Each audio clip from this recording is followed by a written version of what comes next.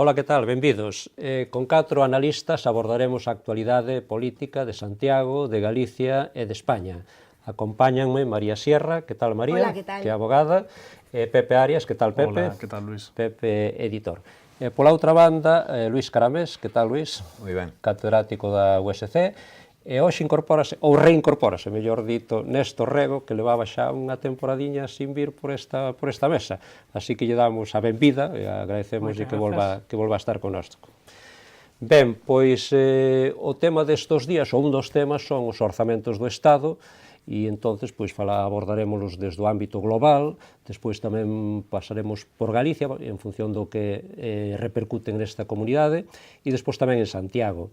Eu, para comezar, queríalle pedir a Luis Caramés, que además é experto nestos asuntos de Facenda Pública, que me faga unha primeira valoración dos orzamentos no seu conxunto. Luis.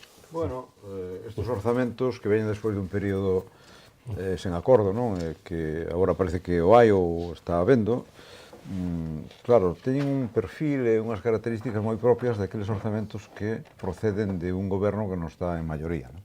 E, por lo tanto, que ten que chegar a acordos, non? Daí que aparezan agora unhas necesidades canarias, non? Unhas necesidades vascas, pero isto é normal. Tamén hai un pouco máis de gasto social, que supoño que tamén estará vencellado a este asunto, pero os investimentos públicos, así por a primeira impresión, pois reciben un recorte importante que tamén é típico cando hai crise, cando hai que facer axustes. A variable que primeiro se axuste é o investimento público, porque hai outro tipo de gastos que son prácticamente moi difíciles de comprimir, non? O que me parece a min, de todas formas, logo xa entraremos a falar de que estes investimentos en Galicia, o gasto realizado, que estaba orçamentario, etc. Non? Pero eu creo que Montoro e o Vallás acerte, eu o desexo, porque é mellor para todos, non? Que fai unhas previsións moi optimistas, porque se espera, se agarda un récord de recadación dos ingresos públicos, non? Moi ben sellado a expectativa de crecimento. Bueno, Montoro é un home con moito peito e que é bastante optimista, como demostra, o Vallás sexa así, porque se non é, pois moitas das cousas que están nos orzamentos non se van cumplir. María, tú como ves? Bueno, antes de decir que as cifras son tan elevadas que ao mellor nin siquiera nos damos idea do que poden supoñer, son 343.000 millóns de euros con un lixeiro incremento sobre os do ano pasado, 1,5%. María, a ver, tú como os ves? Evidentemente yo no puedo puntualizar nada lo que acaba de decir Luis, porque como especialista pues acaba de hacer un análisis al que solamente me puedo sumar, únicamente decir que llama la atención quizá la bajada llamativa en infraestructuras, ¿no? Y también pues que Montoro lo ha justificado en el hecho de que supuestamente los presidentes de las comunidades autónomas en sus reuniones con él no mostraron interés en ellas, sino única y exclusivamente en las pensiones y en la financiación autonómica, lo cual no deja de ser sorprendente, ¿no? Que sea así en caso de haberlo sido, por la importancia, me refiero, de las infraestructuras, cuando menos para nuestra comunidad, ¿no? El tiempo dirá si efectivamente esa capacidad recaudatoria del Estado es la que piensan que el gobierno que va a ser, y a partir de ahí si efectivamente se pueden llevar a buen término o si, como ha ocurrido en anteriores presupuestos, hay una parte importante que queda sin ejecutar, que en este caso para Galicia pues sería claramente tremendo, porque ya de por sí, lo hablaremos a continuación, ha habido una bajada muy considerable, y si encima las partidas presupuestarias destinadas a nuestra comunidad no se ejecutan en su totalidad, pues entonces sí que sería, creo que muy negativo para nosotros. Sí, unha das cuestións que máis se falou estes días, unha vez que se presentaron, é a cuestión da execución, non? Porque os do ano pasado, bueno, o ano pasado foi un ano un tanto especial, non? Pero si se van a poder executar ou non, tamén tendo en conta que en principio son para medio ano, non? Para medio ano, e primeiro ao mellor ainda hai que aprobalos, que ainda non está claro que poidan ser ou non aprobados, ainda falta o PNV como mínimo por definirse, non? Néstor, non? Sí, a ver, hai efectivamente varias cuestións. Unha é cales son as prioridades do goberno central, porque efectivamente creo que unha das prioridades polo menos ten a xente, que poda haber política de fomento do emprego, pois non se están vendo. O investimento público pode ser un activo nese sentido, pode ser un elemento que active a creación de emprego se está ben orientado, e é xustamente o que baixa, a pesar de que os orzamentos soben, pero tampouco non hai outras alternativas, non? Cando se fala de prioridades, por exemplo, hai que destacar que o que si sobe de maneira significativa é o gasto militar, non? Que se incrementa en 32%, en algo máis de 32% o gasto militar. Curiosamente, nunha cantidade similar a que descenden o investimento en Galiza, que tamén está no 32 e algo por cento, non? Por tanto, dá a impresión de que as prioridades non son as correctas, non son desde logo as que ten a xente na súa cabeza, non? E o segundo elemento é a execución, non serve de nada pois facer uns orzamentos que podan vender, polo menos en algúns aspectos, e despois non se executan. Hai que lembrar que no caso de Galiza do ano pasado a execución orzamentaria non chegou ao 50%, quedou máis ou menos no 43%, non? Co cal, pois estamos realmente diante dun engano a xente, non estamos aparentando que hai políticas activas de investimento ou políticas sociais que despois realmente non se cumpren. Pepe, tú como os ves? Sí, un pouco na liña do que comentaba Néstor tamén, non? Quero dicir, tamén hai un dato significativo, que é o recorte en salarios de funcionarios e funcionarias públicas, que é moi elevado, son, uns 400 millóns de euros que repercuten precisamente en profesores, en médicos, en que non haxa tasa de reposición na administración pública, e todo iso repercute no beneficio dos cidadáns, non? Porque cando o Partido Popular di que son uns orzamentos sociais, tamén nos temos que fixar neste tipo de cuestións. E logo, como dicía Caramés, hai unhas necesidades vascas e unhas necesidades canarias que van a estar presentes. A grandes ausentes van a ser as necesidades galegas. Quer dizer, temos un Partido Popular que ten maioría absoluta na Xunta de Galiza, e hoxe o señor Alberto Núñez Feijóo queixábase en sede parlamentaria de que as necesidades galegas non iban a estar presentes nos orzamentos. Entón, claro, estaría ben que falasen entre sí e que tomasen decisións para que Galiza non perdera eses 400 e pico millóns de euros, non? Que é o que perdemos para estes orzamentos, tendo en conta que se a execución foi reducida o ano pasado, non ten por que realizarse o 100% este, non? Bueno, xa pasamos a Galicia, non sei se queréis comentar algo así global ou xa nos centramos aquí no máis próximo. Bueno, eu dicir que estuve vamos a engadir que estive o outro día vendo uns minutos a Valeriano, o conselleiro de Facenda, e a súa expresión corporal era de non estar contento. É normal que non estea contento, non? Tampouco está contento o presidente, me parece que ven de dicilo, non? Por que? Bueno, precisamente por esos recortes. De todas formas, nos orzamentos anteriores había nominalmente un volumen de investimento previsto que non se levou a cabo. E agora, como ben di Luís, eu creo que o escribe tamén hoxe nunha colaboración súa no xornal, claro, agora temos un volumen que é bastante menor, pero que é posible realizar. Tamén hai que dicir que é por moi pouco tempo, por tanto, había que facelo xa, non? Nese senso, pois hai unha nuance, hai un matiz respecto a de que, bueno, estos son malísimos e os outros eran moi bons, non? Os outros non eran nada bons porque non se fixeron. Entón, temos estos, a ver, somos capaces de gastar esta historia. E logo tamén, claro, cando hai que chegar a equilibrios donde uns teñen a ventaxe de que estar aí no ponto marxinal e poden presionar máis en que teñan pouca capacidade, pois, digamos, de votos, pero o voto estratégico, pois nos gañan pola man.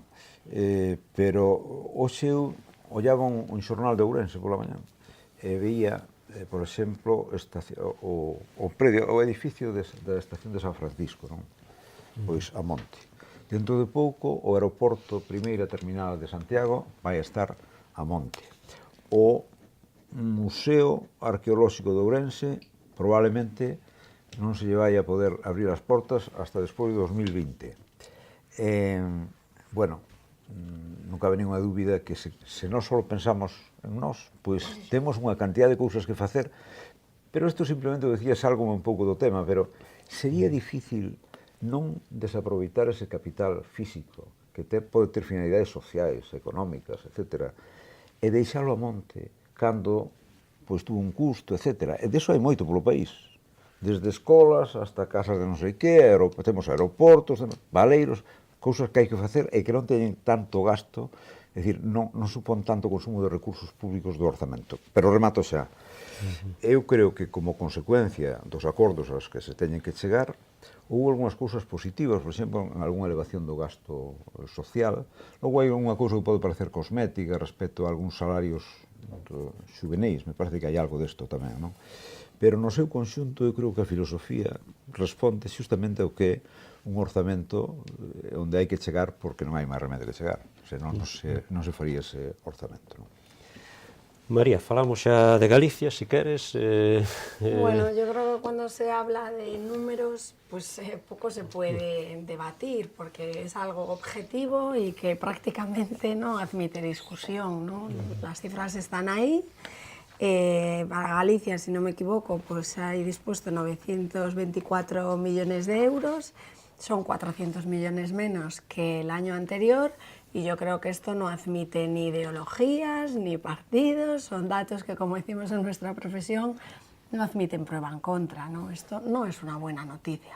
Evidentemente, como dice Alberto Núñez Feijóo, no será lo mismo que esa cantidad se ejecute en su totalidad que se deje de ejecutar el mismo porcentaje de lo que se dejó de ejecutar en los del 2016. Pues claro que no será lo mismo, pero en cualquier caso, en mi opinión humilde, nos movemos entre lo malo y lo peor. Quiero decir que es que dejar de ejecutar esto sería horrible y que se ejecute todo, pues es menos horrible, pero no es una buena noticia para Galicia. Que hagan o creen en el propio gobierno gallego una comisión de seguimiento de la ejecución para garantizar, entre comillas, que se ejecute el 100% de lo presupuestado, pues es una estupenda idea, pero repito que no va con ello a parchear o a mejorar el hecho de que las cantidades presupuestadas son las que son, y esto pues lógicamente no es del gusto de nadie, y creo humildemente por el talante y por el tipo de manifestaciones públicas que están haciendo, que ellos son los primeros que no están satisfechos, porque reitero, es que creo que cuando estamos hablando de cifras no se puede maquillar ni se puede cambiar, y que la interpretación no puede ser muy diferente entre unas y otras personas. Sí, son, como decía María, 924 millóns, dos cales 462 son destinados para o AVE, para a provincia de Ourense, fundamentalmente. E, bueno, tamén a Xunta, que sí, crea unha comisión de investigación, o cal quere decir que non se fía moito, polo menos, pero ao mesmo tempo, pois tamén defende que, bueno, que non son tan malos, porque, e fai a comparación cando, ca época do bipartito, cando se intentou aprobar o Estatuto de Autonomía, no que se pretendía fixar no propio Estatuto que os investimentos en Galicia serían 8% dos totais do Estado, e neste caso, tamén o di Feijóo, pois son o 10,8, casi 3 puntos máis. Néstor. Sí, pero o problema é que as cifras efectivamente a veces son distintas, pero son contundentes, non?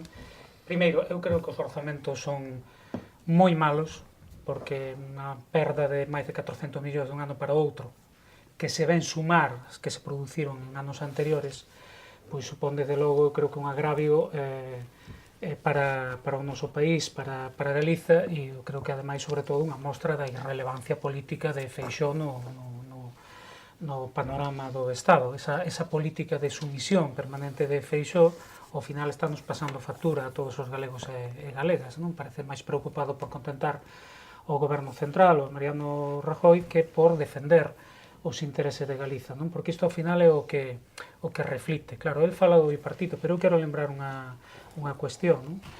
Os orzamentos no período que ven coincidindo con ese, non? Un período que negociou, que o BNG tiña representación no Congreso de Diputados e que negociou directamente os orzamentos co goberno central nun momento en que o goberno central, daquele momento do PSOE, non tiña maioría absoluta, pois sufriron un incremento considerable, é dicir, pasaron no ano 2006 da orde de 1.500 millóns a máis de 2.000 no ano 2009, a 2.116 no ano 2009 e a uns 2.000 no ano 2010. Non? É dicir, ese foi o período en que se produciu esa negociación, por tanto, entendo que foi máis útil para Galiza eses dous diputados que tiña o Bloque Nacionalista Galego do que toda a maioría absoluta que ten Feixóo neste momento. Non? A partir do ano 2010 cae novamente o investimento de maneira considerable. Agora estamos comparando, para que compare Feixóo, pois 2.116 millóns no ano 2009 con menos de 1.000, é dicir, menos da metade pois 8 anos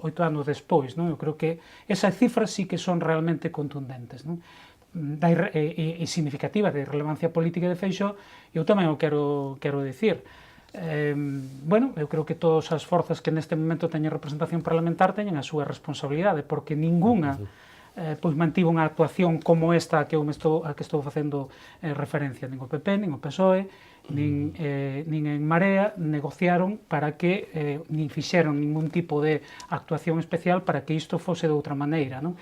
Cando se fala de Canarias, claro, pois cal é o elemento aí? Que hai simplemente un diputado de Nova Canarias que ten a capacidade efectivamente, porque non está sometido a ninguna outra disciplina de Madrid, como as forzas que hoxe nos representan en Galiza, de falar por Canarias e de negociar. Con independencia de que chegue a acordo ou non, que ainda está por ver, parece que non vai chegar, pero de momento conseguiu que Canarias estivese ben representada. Non? Por tanto, eu creo que esa tamén é unha lección que hai que tirar destes orzamentos. Non? Sí, antes de pasar, Luis, sí, querías decir algo. Sí.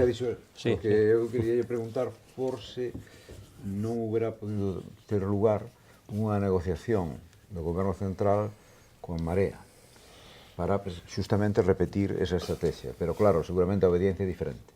Eu creo que sí, eu creo Ou que non sei o claramente é será, diferente. Eu, desde logo, non a coñezo. Pero tamén se terían que dirigir a eles, non sei. Nese campo, a mellor Pepe, Claro, non porque está ben informado, pódenos contar. Non negocie nada con Mariano Rajoy, alegrome moito, non? Quer dizer, evidentemente, se se tivera dado outro tipo de correlación que permitira un goberno progresista, de esquerdas, a nivel de Estado, seguramente que estaríamos noutro escenario, non?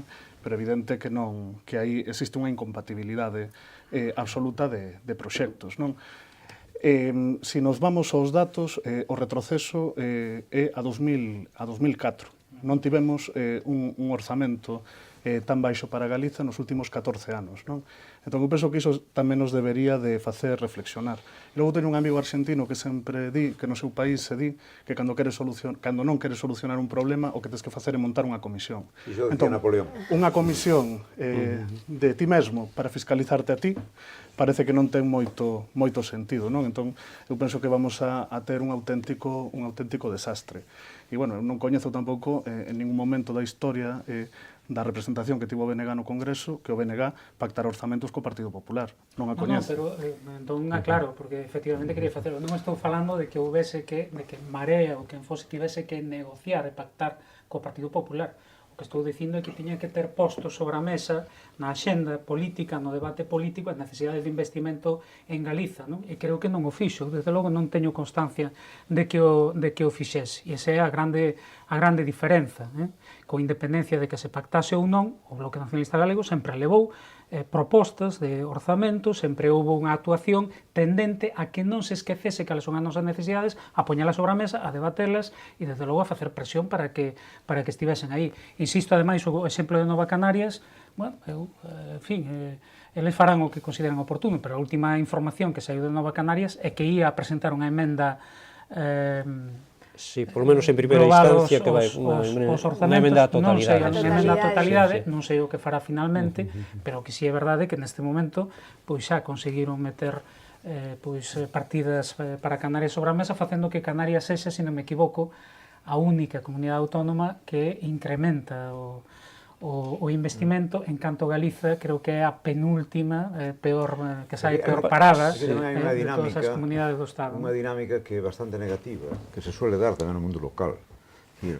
Cando hai algúns gobernantes que axustan moito o orzamento e que veñen dunha situación mala e entón queren sanear, logo poden ser castigados en vez de ser premiados. Non digo que se xa así, pero, dende logo, o goberno galego sempre tuvo orgullo, non? A gala que eles, pois, en fin, que estaban facendo unha xestión moi disciplinada, exixindo sacrificios, etc.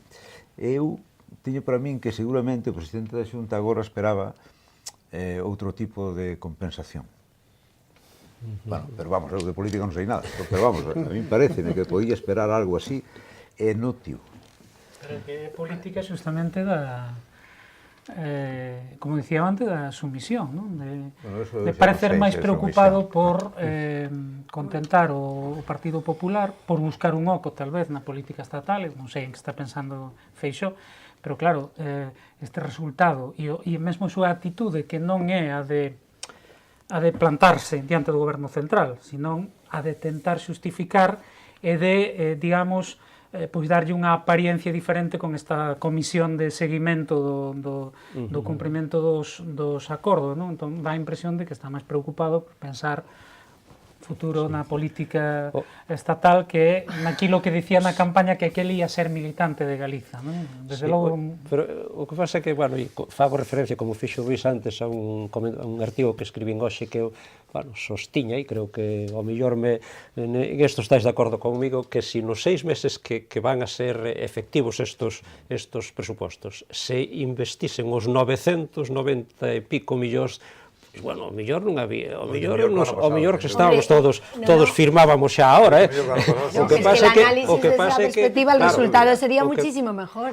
En proporción, haciendo una proporción, esa inversión en 6 meses es evidentemente mejor que la del año pasado en 12. Claro, lo que pasa que... Imaginemos que fosen os 1.500 millóns ou 1.400 millóns e que ademais se executasen todos, non? Que ese teria que ser o horizonte. Como anuncian que si se aproban estos, despois o próximo ano, pois xa van a ser moito máis expansivos, pois bueno, se así... No, pero claro, pero o propio que xa non se cree isto é a propia Xunta, o propio Feijóo, que se crea unha comisión para vigilar isto, porque claro, polas experiencias que temos, pois non... É tamén un recado. Supoño. Pode ser un recado tamén, non? Dicir, mire... Digo eu. Que ao mellor se cuestiona a pouca independencia desa comisión, non? Porque, bueno, é a propia Xunta o que vai controlar, non? Pero, bueno, a mí non me parece que unha comisión que están cheos de traballo, non, pero é verdade, é dicir, que eu creo que a comisión debería estar en outro escalón, pero a comisión está ben, porque tamén é unha mensaxe, penso eu, que é unha mensaxe ao goberno amigo. Un organismo algo máis técnico, non? De algúns técnicos que fixen un seguimento simplemente... De que un intento de vestir bonito uns orzamentos que non son bonitos en absoluto, non? Porque, en todo caso, se houvese esa preocupación real, esa comisión, tirando por esa vía, esa comisión tería que ser unha comisión parlamentar, unha comisión con representación de todas as forzas políticas, que polo menos lle daría unha garantía de que iba a haber un seguimento real, que o propio PP faga unha comisión para seguir a execución dos orzamentos do PP, eu creo que credibilidade non ten ninguna, do meu punto de vista. Desde logo eu non vexo a Cristóbal someténdose a un control. Logo hai outro problema, que o peso que teñen nestes orzamentos a execución do AVE, que estamos xa na 6ª data de entrega, non? Parece unha broma. Entón, nese sentido, evidentemente, estamos diante dunha obra moi complexa que está dando moitísimos problemas e eu penso que é bastante evidente que en 2020 non a imos a ter finalizada, non? Entón, que iso teña un corpo tan relevante nestes orzamentos tamén nos dá unha sinal de por onde van a ir os tiros, non? Bueno, e de Galicia vamos a pasar a Santiago, no que tamén estes días houve valoracións e entran, considérase que corresponden a Santiago e pues, indirectamente así son, ainda que afectan a Santiago, Lugo e a todo Galicia, pois os 50 millóns en varias anualidades que se prevén para a autovía entre Lugo e Santiago, e despois tamén, bueno, se inician, podemos dicilo así, a primeira anualidade de algunhas obras pendentes, grandes infraestructuras da cidade, como o enlace orbital, queda un pouco fora o tema da depuradora, que non está moi claro se hai ou non presuposto para este ano, e quedan algunhas cuestións que aquí se reclamaron moito, que son menores, como sería humanizar a zona do túnel de Conxo. Como vedes os orzamentos aquí en Santiago, María?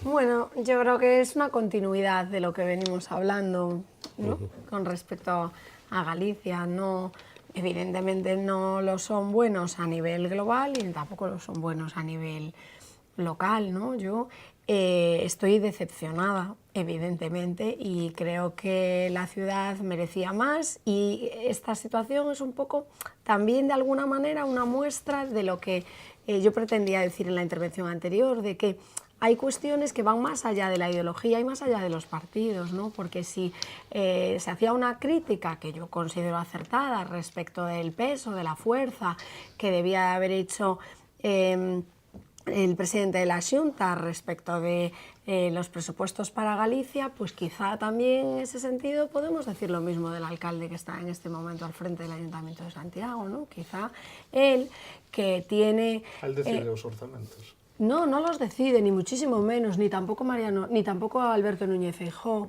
O sea, yo procuro ser objetiva, pero que yo sepa, en Madrid en este momento hay muchos más diputados de En Marea, por ejemplo, que decía Néstor Rego de lo que en su día hubo del bloque. Es decir, hay algún tipo de canal de comunicación, de conexión, para de alguna manera pues forzar una presencia, un poner encima de la mesa las necesidades de la ciudad, etcétera. ¿Que no esté en tu mano? Por supuesto que no. Repito, tampoco la de Alberto Núñez Feijóo, pero yo como ciudadana, y él con un montón de diputados que están en Madrid, y que al menos yo como ciudadana, y lo digo con toda humildad, pero yo no tengo la sensación de que hubieran puesto encima de la mesa esa batalla. Entonces, como yo presumo de ser una persona objetiva y de no hablar por los argumentarios de ningún partido, de la misma manera que he dicho que a mí me parece que Alberto Núñez Feijóo no ha conseguido, entre comillas lo he conseguido porque efectivamente no depende de él directamente, pero por utilizar una expresión coloquial, para Galicia unos presupuestos lo suficientemente buenos que a mí me gustaría, yo creo que en la misma línea es aplicable al alcalde que tenemos en Santiago, que yo no lo he visto durante todos estos meses, pues demasiado centrado en ese problema. A lo mejor está demasiado centrado en los problemas que tuvo el domingo pasado, los que tiene estos días, los que, ¿me entiendes? Que sí, todas estas cosas, las que hablaremos después. Claro, entonces yo creo que deberíamos de tener un único rasero para medir cuando hablamos de situaciones objetivas e indiscutibles, que son números. Entonces los números creo yo que no admiten, como decimos en mi profesión, prueba en contra. O sea, los números están ahí, los de los nacionales, los de la comunidad autónoma y los de Santiago. Y tenemos una persona que está al frente de una comunidad autónoma y otra que está al frente de este ayuntamiento. Y yo creo que no solamente se debe de criticar a uno porque sea de X partido, sino que en mi opinión creo que puedo criticar a los dos, porque no he visto de Martiño Noriega, ya se me va el apellido, yo no he tenido esa sensación a través de los medios de comunicación. Evidentemente yo no estoy en el ayuntamiento ni trabajo con el codo con codo, pero lo que ha trascendido en los medios de comunicación, que es lo que yo puedo percibir como ciudadana, no es que este señor hubiera tenido una intensidad en sus planteamientos para la ciudad como a mí me hubiera gustado. Es una sensación, evidentemente. Sí, a ver, y lo estoy diciendo con el respeto y con la misma objetividad que hablé antes de Alberto Núñez Feijóo, no como un ataque. Que non coincide en todo o que dixo María. Acabamos de ter a Soraya de Santa María, que non se reuniu co alcalde de Santiago. Es que a lo mejor es él quien tenía que haber pedido a la audiencia con tiempo suficiente. Ah, claro. Bueno, si sabes que va a haber esa visita, hay una cosilla que se llama protocolo, que cuando eres el alcalde sí, pero cuando eres el alcalde de la capital de Galicia, deberías de saber un poquito de eso, que es el ABC, ¿eh? Sí, igual cree que es descolgar el teléfono y decirle, oye, que estoy aquí. A ver, eu penso que hai cuestións que son de mínimo respeto institucional, non? É dicir, e algo que non se cumple. É evidente que o curso político comezou con as declaracións de Agustín Hernández anunciando que había unha guerra frontal contra os gobernos das mareas. Eso é así. É un elemento obxectivo que ten que ver tamén co que acabamos de ver, non? Eu penso que hai ausencias que son inexplicables. Unha ten que ver ca humanización, que xa comentaba Luís, do túnel de Conxo. É un compromiso da Ana Pastor que foi desplazado dos orzamentos. Outro ten que ver ca depuradora, que, por certo, é unha depuradora que se cambiou de ubicación precisamente por unha decisión política do Partido Popular nos 4 anos anteriores. E aí tampouco están nos orzamentos. E logo tamén se rebaixan os recursos para o consorcio. Entón, quer dizer, evidentemente, o Partido Popular ten man. Aí o que nos podemos preguntar tamén é, quero dicir, se o señor Agustín Hernández fala cos militantes do seu partido. Agustín Hernández pero a responsabilidade... está na oposición, no es el alcalde de Santiago y yo creo que ya los ciudadanos de Santiago votaron y ya lo dejaron donde está, que es ahí enfrente. Muy ben. No le toca a él. Sí, sí, Claro, pero quero dicir, os parece cuando los del PP hablan de Estado, Zapatero, por favor, ya pasó. os orzamentos do igual. Estado, O Feixado bipartito. Claro, pues lo mismo. os orzamentos... Ya estoy diciendo, los del PP hablan de Zapatero, o Feijóo del Os bipartito, orzamentos do que Estado ya son pasó. responsabilidade de Mariano Rajoy, que está no Partido Popular, non son responsabilidade do alcalde de Santiago. Nese sentido, é evidente que tanto con Galiza como ca capital do país hai unha clara injustiza que ten os responsables políticos. Eso é evidente. Vamos a ver, Néstor, tú Sí, que a ver, tamén estuveches no Concello... Comezo por decir, primeiro, que os orzamentos son malos tamén para Santiago, son decepcionantes. En segundo lugar, que queda claro que a responsabilidade política principal é do Partido Popular, que é quen elabora os orzamentos, e aí tampouco non teño ninguna dúbida. Ahora, sí é verdade que tamén podemos decir que en todo caso pois refliten en algunha medida a falta de peso político de quen goberna hoxe en Santiago de Compostela e da Alcaldía de Santiago. Eu quero só poñer dous exemplos para que se vexa que cando digo isto digo de maneira fundamentada, non? Hai poucas semanas Martiño Noriega foi a Zarzuela a entrevistarse co rei teóricamente para facer unha foto e anunciar que se iba a reforzar a través do Real Patronato o consorcio e que iso iba a supor máis recursos para Santiago. O resultado non só non hai máis recursos para Santiago, senón que hai unha disminución de 2,5% do orzamento do consorcio, o cal pois, é evidente que foi un fracaso esa foto co Borbón, non? E, en segundo lugar, pois o que estamos falando da humanización da superficie, que non é unha cuestión menor, na medida en que afecta a todo un barrio importante, como é o barrio de Conxo, que... non sei se dixen eu menor, pero eu me refiro a cuestión non, é unha cuestión menor económicamente. Pero precisamente desde ese punto de vista que se entenda ainda menos que non se recollese ese proxecto, que é un compromiso ademais de Ana Pastor, porque para o veciño do barrio é importante, é a permeabilidade, é o paso, é a humanización do barrio, nunha obra que é evidente que se fixo mal, non? Pero tamén aí, é dicir, aí houve un acordo no seu día do Concello de Santiago para que esa obra se executase desa maneira, confiando, tal vez, ingenuamente, no compromiso da quen era naquele entón ministra de Fomento, de que despois iba a facer unha obra complementaria de humanización que agora non aparece por ningún lado, non?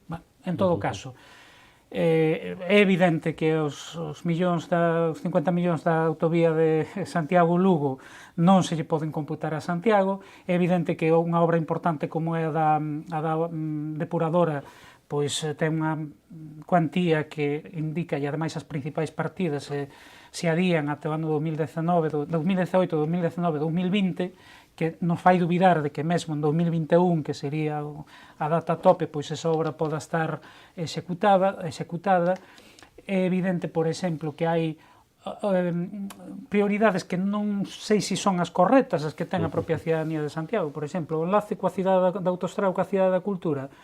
Ben, para o nivel de tráfico que hai hoxe a cidade da Cultura non creo que sexa a obra prioritaria, sin embargo non se mete unha petición dos veciños moi justificada como a mellorar a seguranza vial tanto na Sionlla como en Santa Lucía, en tramos en que hai frecuentes accidentes con, infelizmente, pois con morte de persoas, non? Entón, esa tiña que ser a prioridade, ou incluso pois, o orbital máis alá do enlace coa autovía de Lavacolla, que tampouco, polas cuantías que hai, tampouco se vai executar neste momento. Entón, por iso digo que creo que son malos orzamentos para Santiago, non? Bueno, pues rematamos este capítulo presupuestario con Luis Caramés. Tantas cosas ditas, non? Néstor estuvo comigo, coincidimos no plano estratégico moitas veces, e a min pareceme, seguramente estou perdendo bastante a memoria, pero de depuradora xa se falaba entón. É a mesma. Sí, é a mesma, sí. A mí me parece increíble. Pero creo que noutro sitio. Noutro sitio, pero as cousas que pero habrá que depurar. Se había que depurar entón, agora estáse depurando mal.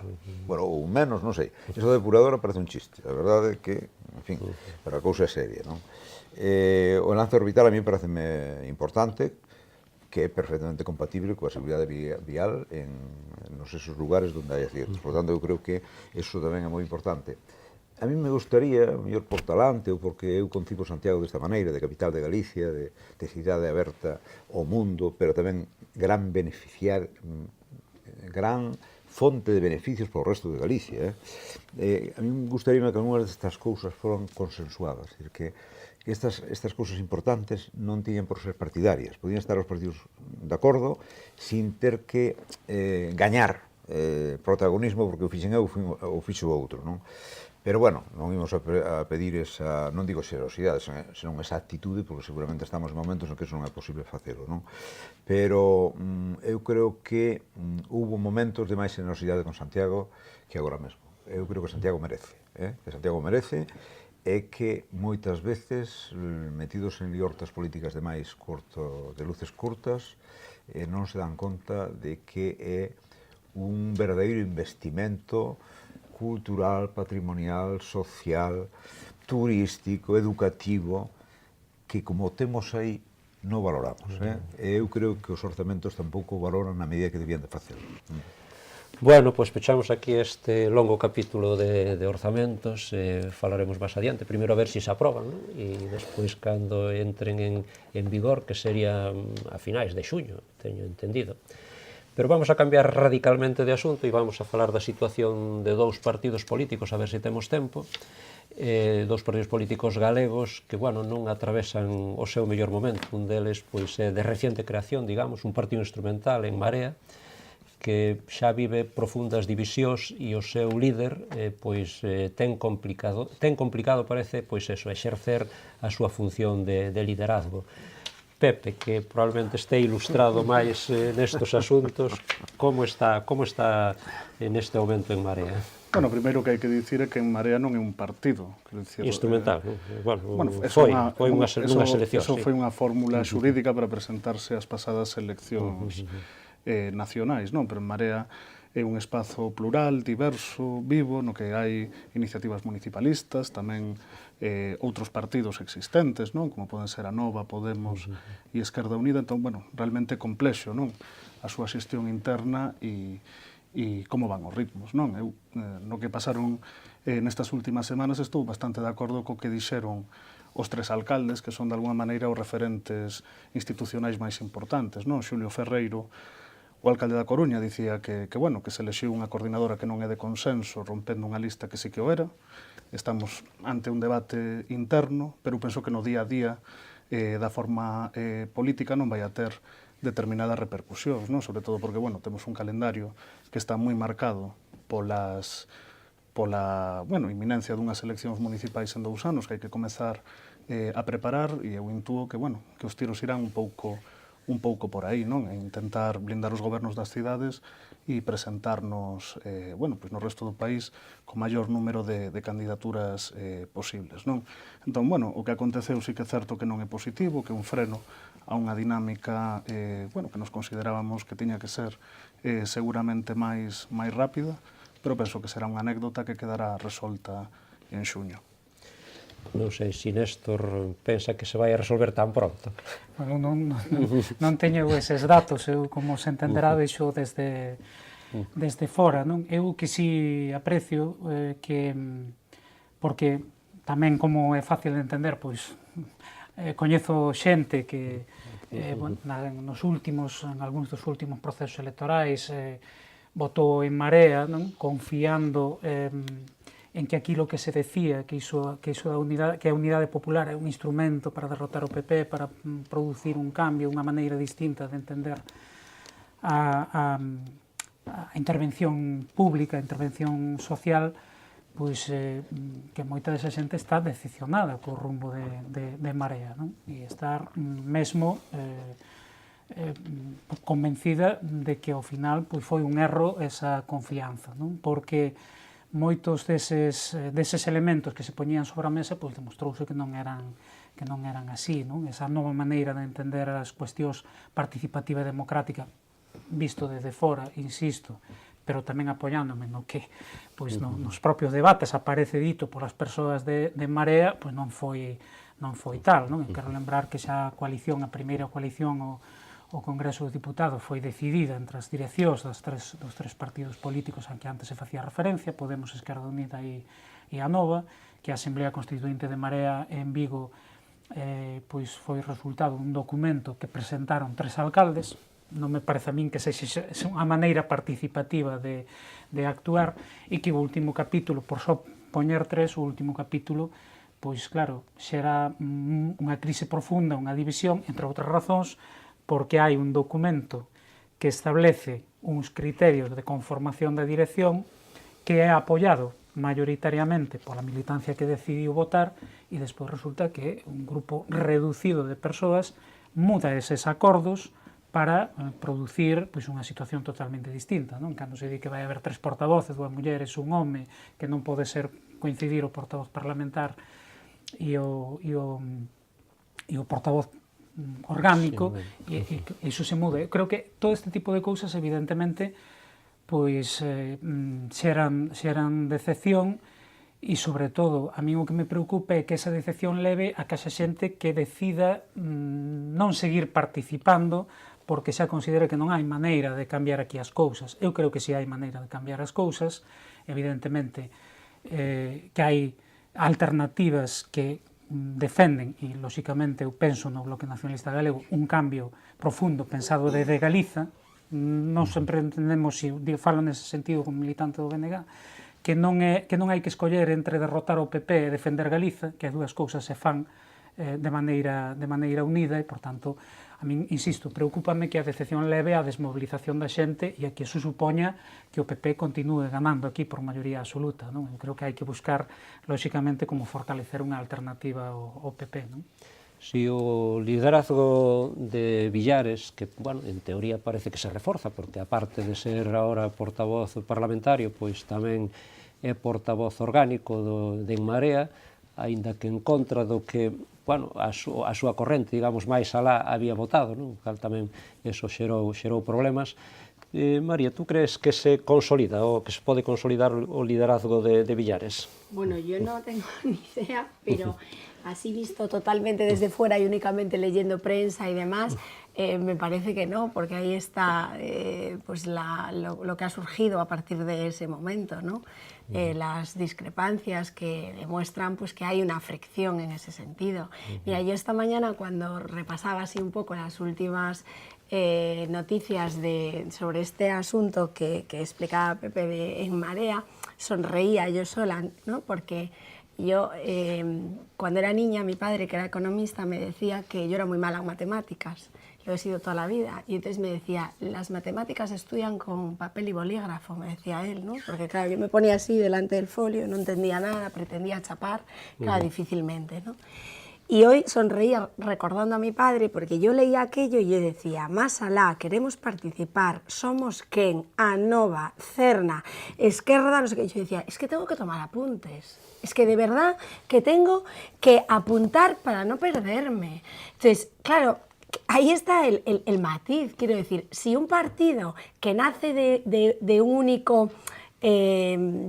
supuestamente de una única base, tiene fricciones, tiene problemas, hay discrepancias y demás, pues ¿qué no ocurrirá, como decía Pepe, en algo que no es un partido, que es una confluencia de, no sé cómo llamarlo, grupos, corrientes, tendencias, lo que sea, donde el uno opina, el otro opina, los intereses... Que a segunda forza no Parlamento de Galiza. Bueno, que no digo que mal, no. Mal parece que non lleva. Que los intereses, bueno. Pero que yo, de verdad, no te pongas a la defensiva. No, yo no lo estoy criticando desde una perspectiva negativa, estoy al revés diciendo que es normal, que surjan problemas, porque hay intereses contrapuestos, hay pues un choque de trenes y llegan pues a la situación que llegan. Entonces, sí, María, el tiempo dirá... Lembrate, por exemplo, dun partido que gobernou o Estado durante anos, que foi a UCD, que saltou polos aires lémbrate, por exemplo, das 6 familias, corresídeme se me equivoco, que conformaron no seu momento a Alianza Popular. Quero dicir, unha forza cando nace, precisamente, ten unha pluralidade interna distinta e logo se consolida tamén en función de outras cuestións. Pero esta idea de que a dereita está sempre unida... Pero que yo no lo estoy criticando, ni he nombrado a la derecha, ni sé por qué me identificas cada vez que hablo con que yo digo la derecha, porque yo ni como de la derecha, ni vivo de la derecha. No, pero es que yo sé leer entre líneas, porque llevo 21 años ejerciendo la abogacía. Claro, que cada vez que hablo dices, es que el PP, mira, yo ni tengo vinculación con el PP, ni como del PP, ni trabajo directamente ni indirectamente con el PP. No he dicho eso.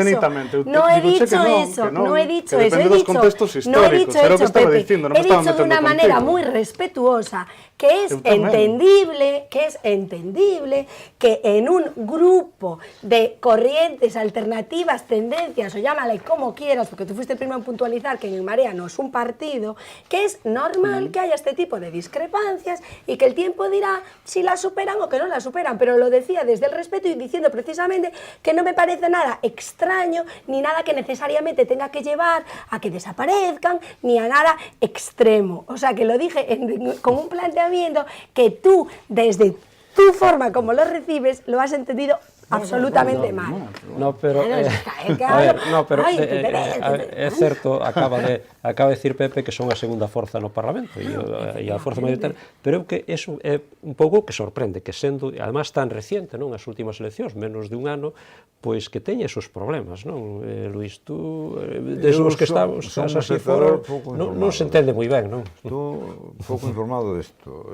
Escoitaba a Pepe que falaba, claro está, de que objetivamente é plural, é diverso, está vivo. Logo, non sei se, utilizando algo que ele utiliza tamén con moita inteligencia, que é ironía, dixo que isto era un debate interno. Moi interno non parece, pero, bueno, en calquera caso parece que hai un documento, non? Da militancia, e logo eu teño escoitado que Luís Villares, coincidín fai un tempo nunha mesa redonda na Diputación de Lugo, por certo, ainda era el, me parece que xuíz, quería ser portavoz, pero non deixaban ser portavoz, e escoitei que é portavoz en doble faciana, non? É portavoz orgánico e portavoz de que? No Parlamento. No Parlamento, o sea, pasou... Do grupo parlamentario e de En Marea. Xa está, como quere. Bueno, en calquera caso, eu creo que ten razón. Hai un conxunto de escanos que están ali e que obedecen a este movimento que eu creo que nun momento de ben onde a xente buscaba cousas que outro non lle daban, non? Supoño eu. E sospeito tamén un pouco na liña do que comentaba Néstor, que se non tivera existido AGE, se non tiveran existido as mareas municipalistas, esa desafección e ese incomodo dunha parte electorado da esquerda que se iba a quedar na casa sería moito máis grande do que tivemos nas pasadas eleccións galegas. O supoño, e penso que é algo que está nas propias estadísticas e na propia intención de voto. Pero, bueno, é simplemente un apunte. Temos que rematar, quedábanos falar no noso programa do Partido Socialista de Galicia, deixámolo para outro día, por desgracia tamén neste caso, pois seguramente non perda a actualidade e aínda nos quedan moitos programas. Eu agradezco aos catro contertulios que me acompañaron hoxe, a Néstor, a Luís, a María e a Pepe, que estuvesen hoxe un día máis connosco, e a todos vostedes.